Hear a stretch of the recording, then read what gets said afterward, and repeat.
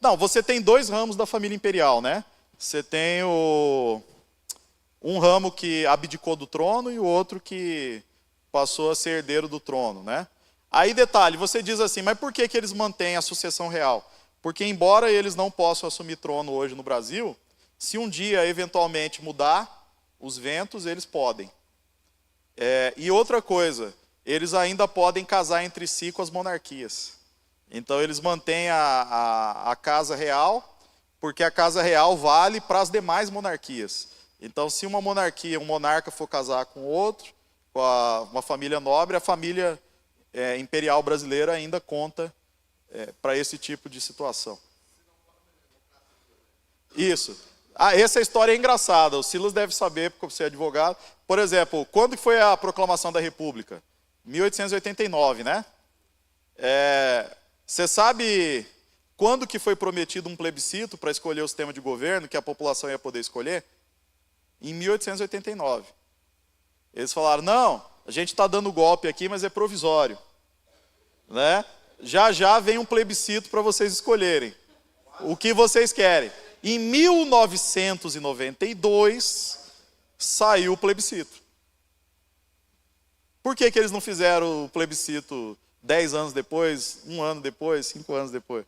Deixo para você pensar. Esse foi um fator muito pesado. Na verdade, foram 3. Né? A Guerra do Paraguai, toda a guerra é perda de prestígio e popularidade, né? Então, embora venceu a Guerra do Paraguai gerou um cenário de gastos, de sofrimento, de mortes, de uma série de dificuldades. Então, a Guerra do Paraguai foi um fator. O exército se sentia depreciado no Império, porque todo o olhar do Império era para a sua marinha, que era a segunda maior marinha do mundo. Deu para entender? Só que na Guerra do Paraguai, quem ganhou a guerra... Não, voltou, eu tinha apertado aqui sem querer. Então, a marinha tinha uma proeminência no Império, o exército era escanteado. Então, depois da guerra, o exército se organizou e se fortaleceu muito e passou a ser o exército brasileiro, da Guerra do Paraguai até hoje, se tornou um agente político. Deu para entender? Até a Guerra do Paraguai, o exército não tinha essa proeminência. Da Guerra do Paraguai para frente, o exército começou a aspirar, influir no processo político brasileiro. E, de fato, aconteceu. Basta olhar a história posterior a isso. Então, a esse fenômeno. Um outro fenômeno foi a abolição da escravatura, que aconteceu assim, Dom Pedro sempre essa figura ambígua, né? Para ele não abolir pessoalmente a escravidão, ele viajou para a Europa, e na viagem para a Europa, a princesa Isabel assinou. Aí ele volta e fala, não, mas eu não assinei. Entendeu? Quem assinou foi minha filha. Aí ele fala, então anula. Não posso anular, porque ela estava no exercício correto do cargo. Entendeu? Então ele tinha ele era muito polido, né? Então, dessa maneira ele ia... Só que isso irritou profundamente os produtores rurais brasileiros. Perdeu dinheiro. E assim, eu vou falar uma tese aqui, que você nunca ouviu falar em história. Deixa eu contar essa para vocês que é interessante. O Brasil, ele aboliu a escravidão quando a escravidão já tinha sido abolida. Então, é isso que irritou os fazendeiros brasileiros, os produtores brasileiros. Porque quando a escravidão foi abolida pelo movimento abolicionista com a princesa Isabel e o Dom Pedro, claro, né? A escravidão já tinha sido abolida. A diferença é que ela seria abolida em uma geração. Mas o movimento abolicionista não queria esperar mais uma geração. Eles queriam agora. Deu para entender? Por que eu posso provar isso para você? Porque o movimento conservador também era abolicionista. A gente às vezes pinta assim, o conservador era escravagista e o outro movimento era abolicionista. Não, os dois eram abolicionistas. Só que o movimento conservador, ele queria o quê?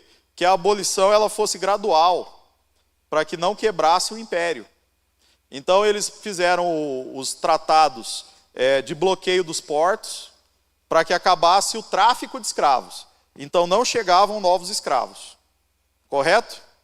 Então não vai vir mais escravos, não tem mais comércio de escravo. Então fechou a porta. Aí a segunda coisa que eles fizeram foi a lei do sexagenário, que era a aposentadoria dos escravos. Se um escravo chegava a 60 anos, cabia ao senhor de escravos dar a liberdade para esse escravo, quando ele completava 60 anos, e sustentá-lo até a morte. Deu para entender isso? Então era uma espécie de aposentadoria dos escravos. Já existia isso. E por fim, eles aprovaram a última lei, dentro dessa visão gradual da abolição, que era a chamada lei do ventre livre. Ou seja, todas as crianças que nascessem a partir de agora não são mais escravas. Entendeu? Então você teria apenas os escravos que tinham menos de 60 anos, e que foram escravos até a data da lei do ventre livre. Deu para entender isso? Ou seja, em uma geração, os produtores rurais iam ter que fazer recurso financeiro para poder transicionar para um país que assalariaria o seu povo, a sua mão de obra, certo? Aí vem o movimento abolicionista. É agora, né? E começa a fazer celeuma, o movimento, os poetas românticos, o Castro Alves, toda aquela história que a gente lê, né? Joaquim Nabuco, os grandes abolicionistas, eles, não, nós queremos hoje, nós queremos agora. Aí os senhores de escravos disseram para o imperador o seguinte: olha, se abolir agora, a gente não se responsabiliza mais por nada do que a gente tinha acordado. Entendeu? Que a gente vai tomar um prejuízo financeiro enorme e vai quebrar o império. Aí, o que acontece? Dom Pedro, na pressão, ele viaja.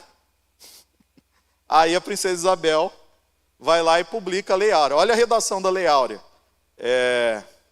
Declara-se abolida a escravidão no Brasil. Revogam-se as disposições em contrário. Só isso, é um texto. Resultado: revogou as disposições em contrário, caiu a lei do sexagenário. Caiu a lei do ventre livre, que agora todos estão livres, né? Dos portos também. Aboliu a escravidão. Tudo bem? Aí os senhores de fazenda se ressentiram muito. Aí fica aquela ideia assim, é porque eles eram escravagistas apenas. Não, é porque havia feito um acordão que eles caminhariam para a abolição gradual. Essa história do Brasil tem que ser contada, porque às vezes a gente pinta a história do Brasil de uma maneira diferente disso. A gente não sabe isso.